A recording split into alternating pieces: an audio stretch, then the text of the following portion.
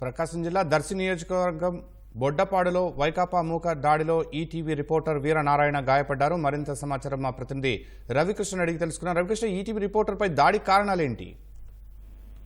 శర్మ, ఇక్కడ ప్రకాశం జిల్లా దర్శి నియోజకవర్గంలో పలు చోట్ల ఘర్షణ వాతావరణం చేసింది. వైకాపా నాయకులు పోలింగ్ కేంద్రాలకు త్వరపడి విచ్చలవిడిగా త్వరపడే కార్యక్రమం చేస్తున్నారు. ఇదే తెలుగుదేశం నాయకులు అభ్యంతరం చేయడంతో ఇక్కడ ఘర్షణ వాతావరణం ఏర్పడింది.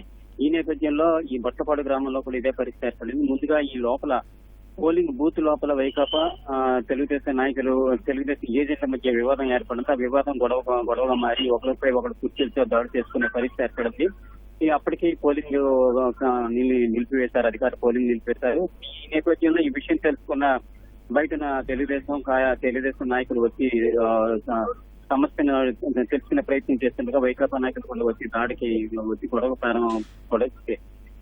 పడ్డారు. ఈ నేపథ్యంలో ఇరు వర్గాల మధ్య దాడి ఒకరిపై ఒకరు కొట్టుకోవడం జరిగింది.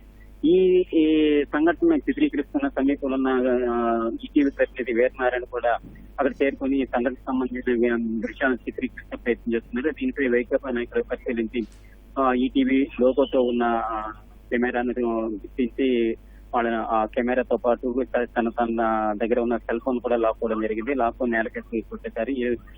దీంతో అక్కడితో కాకుండాను వీరనారాయణపై దాడి కూడా దిగారు. అతనికి వీరనారాయణ స్వల్పంగా గాయాలయ్యాయి.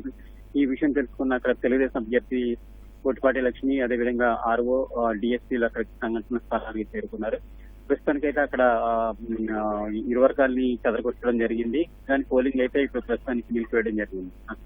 అదే పరిస్థితి. అది రవికృష్ణ, వీరనారాయణ పరిస్థితి ప్రస్తుతం అంటే ఎలాంటి దెబ్బలు తగిలాయి, ఆసుపత్రికి తీసుకువెళ్లారా, ఆ ఘటనకు సంబంధించి ఎవరు దాడి చేశారనేది ఏమైనా తెలుసుకున్నారా?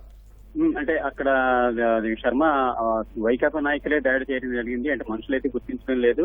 అక్కడ ప్రస్తుతానికి స్థానికంగా ఉన్న నాయకులే దాడి చేశారు. వీరనారాయణ పరిస్థితి ఆందోళనకరమేం కాదు. ప్రస్తుతానికి చేతి మీద దెబ్బ తగిలింది. అతన్ని సంఘటన స్థలంలోనే ఉన్నాడు.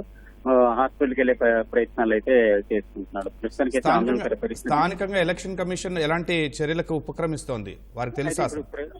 ప్రస్తుతానికైతే అక్కడ ఎన్నికల అధికారులు కొంతమంది పోలీస్ సిబ్బంది ఆ సంఘటన స్థలానికి చేరుకోవడం జరిగింది. వాస్తవం చెప్పాలంటే జిల్లా వ్యాప్తంగా అన్ని పోలింగ్ కేంద్రాలు కూడా సరైన పోలీసు బలగాలు అయితే ఏర్పాటు చేయలేని పరిస్థితి ఏర్పడింది. ఒక్కొక్క పోలింగ్ కేంద్రంలో ఒకరు, ఇద్దరు లేదా ముగ్గురు పోలీసులు మాత్రం ఏర్పాటు చేశారు. ఈ వచ్చే జనాల్ని కానీ పెద్ద స్థాయిలో వచ్చే కార్యకర్తలుగా అడ్డుకోవడానికి వీరికి కష్టసాధ్యం అవుతుంది.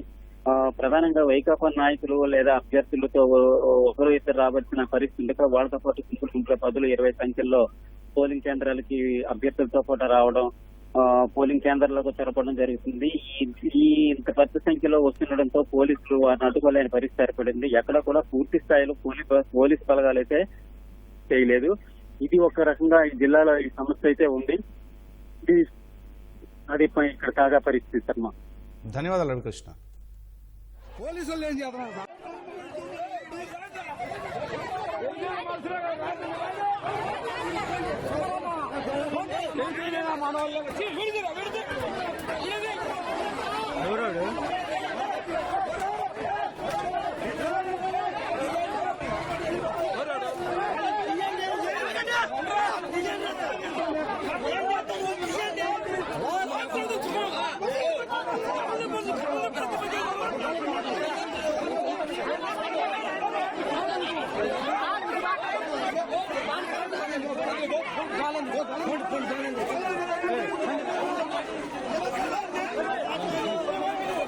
పోలీసులు ఏం చేస్తున్నారు?